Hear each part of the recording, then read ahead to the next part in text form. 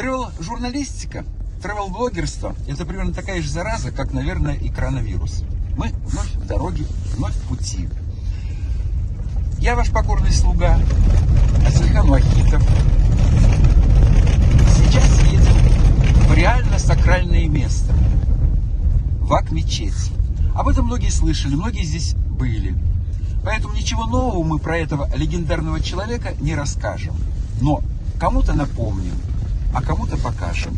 И что приятно, вот это тревел-блогерство, оно приносит свои результаты в том плане, что люди начинают интересоваться природой нашей, сакральными местами.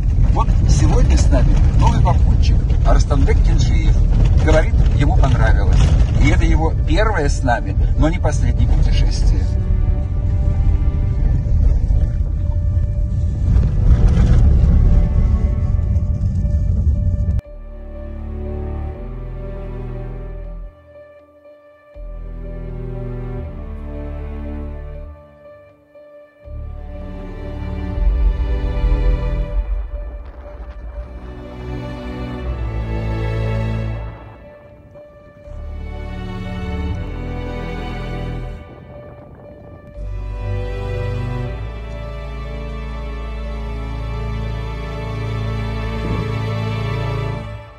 Сам Бекет Ата похоронен в Мангыстауской области, но здесь покоится прах его дедушки, отца, матери и одного из сыновей.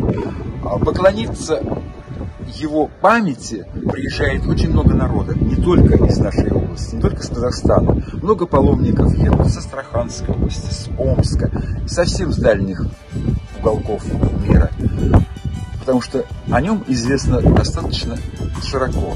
Приезжают попросить здоровья, деток, просто какие-то проблемы решить. И говорят, многим он помогает.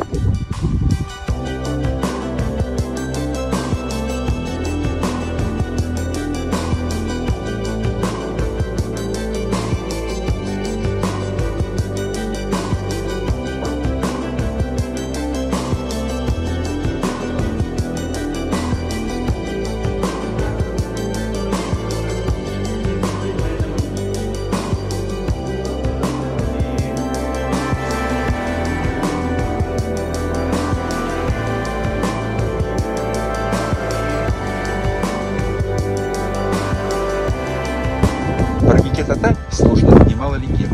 Одна из них гласит, что когда осенью родственники отсюда перекочевывали, его оставляли одного. И оставляли ему почему-то провизии всего на один день.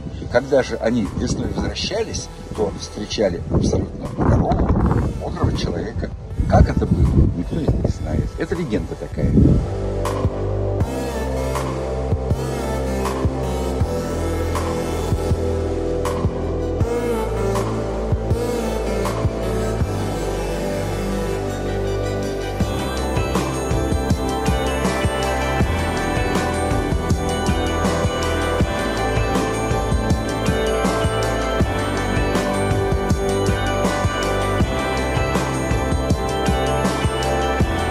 Вокруг Ак-мечети очень много култасов и койтасов, таких вот надгробных памятников 18-20 веков. Многие из них с очень богатой